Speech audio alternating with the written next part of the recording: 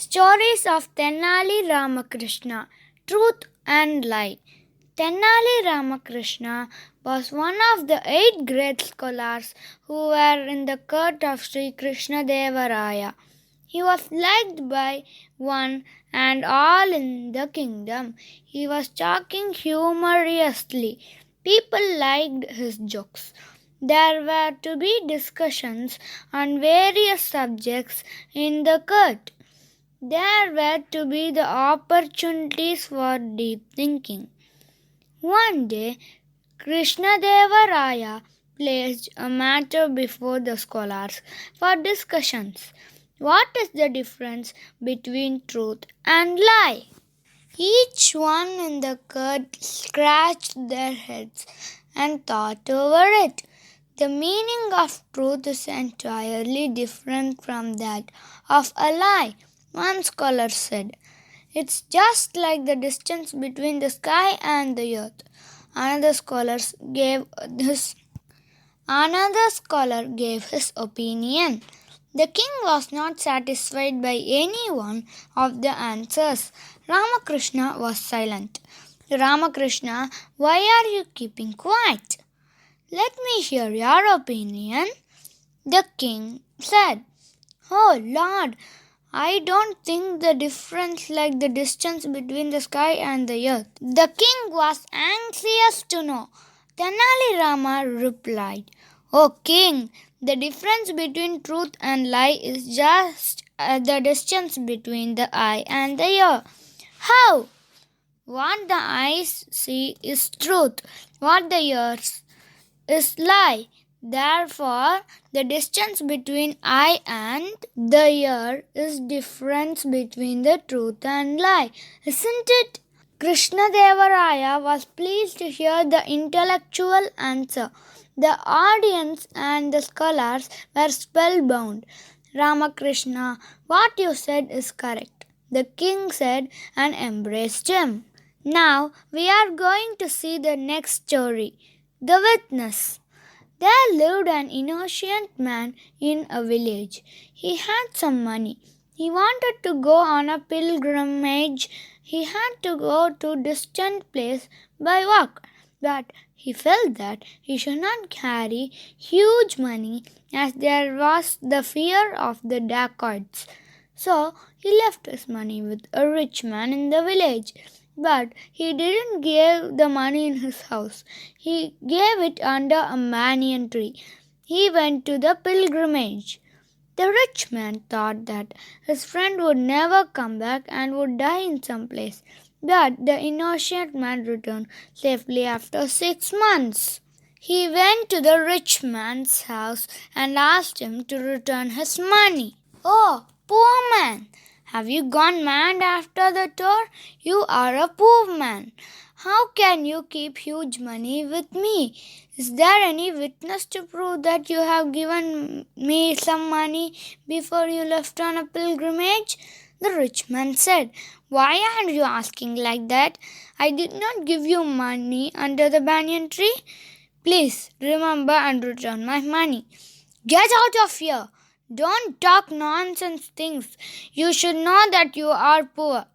People laugh at you if they come to know that you have a huge money. Get lost. The poor man didn't speak. Next morning, he went to Tenali Ramakrishna. He consoled him and asked him to come to the court of Krishnadevaraya. Then he ordered his servants to bring the rich man to the court. Both of them appeared in the court. Ramakrishna asked the rich man, why is he refusing to return the amount given to him by the poor man? Sir, I don't know him. I have not seen him also. Then how can I have his money? If in that case, let him show any proof of having given me money. Is there any witness? The rich man replied. Did you hear what the rich man said? Have you any witness? Ramakrishna asked the poor. Sir, I don't have any witness. Actually, I paid him a sum of a banyan tree. Oh, fine. Then the banyan tree you have seen you paying to the rich man? You better go to the garden and tell the banyan tree it is the king's order. Then only the tree will come. Ramakrishna told the poor. The poor man laughed. Sir, is it ever possible for an inanimate object to move? I don't think this is practicable. Don't talk irreverently. Even the non living beings can talk to me by my magical power. Simply go and tell the tree. The poor man agreed and left the palace. An hour passed. Ramakrishna, turning towards the rich man, said, "Why the poor man has not yet come back? Why is he so late?" The rich man didn't thought over the matter. He simply said, "Sir, the mango tree is 4 miles from here. How can he come early?" Ramakrishna didn't speak. He waited for the poor man. It was afternoon. Sunlight was painful. The humble poor man returned. He was so much tired. "Sir, I told the banyan tree your order. I called it also. It didn't speak. It could not bring the tree here," he said. Ramakrishna laughed and said that the banyan tree has come here and went, and the tree gave evidence also. The rich man suddenly intervened and said, "Sir, I was here only. When did the tree come? How can a tree walk and come? You are being pundit. I won't look nice to tell lie." Ramakrishna got angry. "Stop it! The tree has not come here, I know, but I still made you to tell the truth. The poor man, if he had not given his money, how did you know that the banyan tree is 4 miles from here? Is this not enough to prove that you have taken money from the poor man? Respectively return the money to him, otherwise you will be punished," he said. The rich man trembled and accepted his mistake. He returned the money to the poor man.